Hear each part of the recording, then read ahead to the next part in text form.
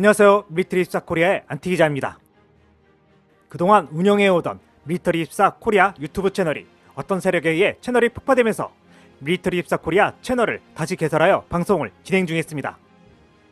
밀리터리24 코리아 채널 구독을 부탁드립니다.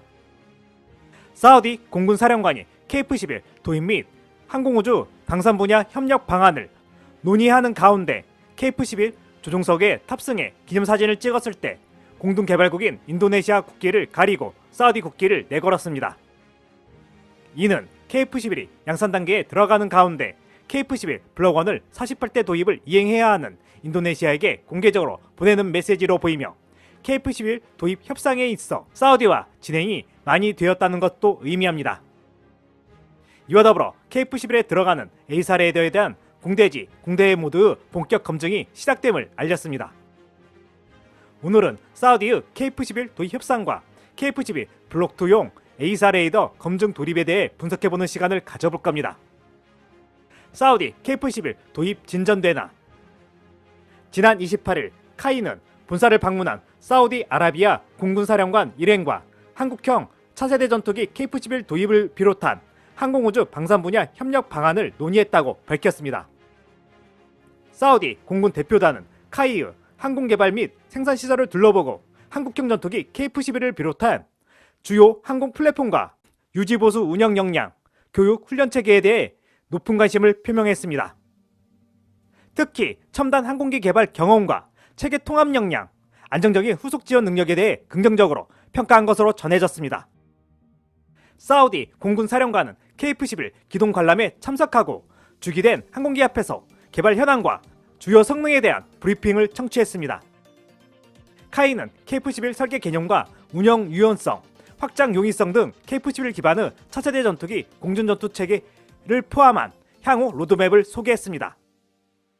KF-11은 스텔스, 형상 설계가 적용된 최신 4.5세대 전투기로 향상된 생존성과 합동, 연합 작전 능력, 공중우세 확보 및 지상 정밀 타격 수행이 가능합니다.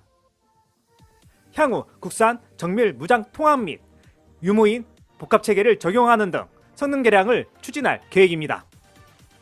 카이는 사우디가 추진 중인 4.5세대 전투기 도입 사업 참여를 통해 사우디 공군의 전력 현대화에 이바지하고 사우디 항공산업 발전 계획에 부합하는 다양한 협력 방안을 제시하고 있습니다.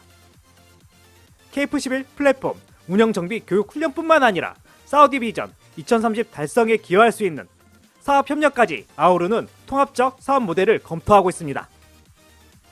카이는 사우디를 포함한 중동시장 사업 확대를 위해 2월 3일에서 8일 싱가포르 에어소, 8일에서 12일 사우디 국제방위 박람회에 참가해 주요 마케팅 국가 관계자들과 전략적 협력 및 파트너십 구축 노력을 지속해 나갈 계획입니다. 특히 사우디 공군사령관이 KF-11에 탑승한 모습을 공개한 사진에서 KF-11에 인도네시아 국기가 마킹되어 있던 위치를 사우디 국기로 걸어놓고 사진 촬영을 했습니다. 최근 인도네시아가 KF-11 블록 2 16개 도입을 추진 중인데 기존 KF-11 공동개발 협정에 의해 합의된 인도네시아의 KF-11 도입 수량은 48대입니다. 이는 공동개발국인 인도네시아에 대한 경고성 메시지로 해석되고 있으며 사우디와 KF-11 도입 협상이 많이 진척되고 있음을 암시하는 것입니다. KF-11 블록 2 A사 레이더 본격 검증. 불가능하다고 여겼던 전투기용 A사 레이더의 국내 개발이 조기 성능 검증을 넘어 완전체를 위한 첫발을 내디뎠습니다.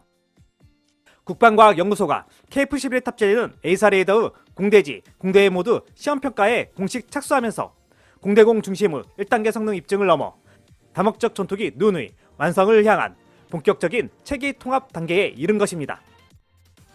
지난 29일 국방과학연구소는 대전 본소에서 방위사업청, 국방부, 합동참모본부, 국방기술품질원, 한화시스템, 카이 등 주요 기관 업체가 참석한 가운데 KF-11 추가 무장시험 A사 레이더 개발 및 체계통합 사업 착수회의를 개최했습니다.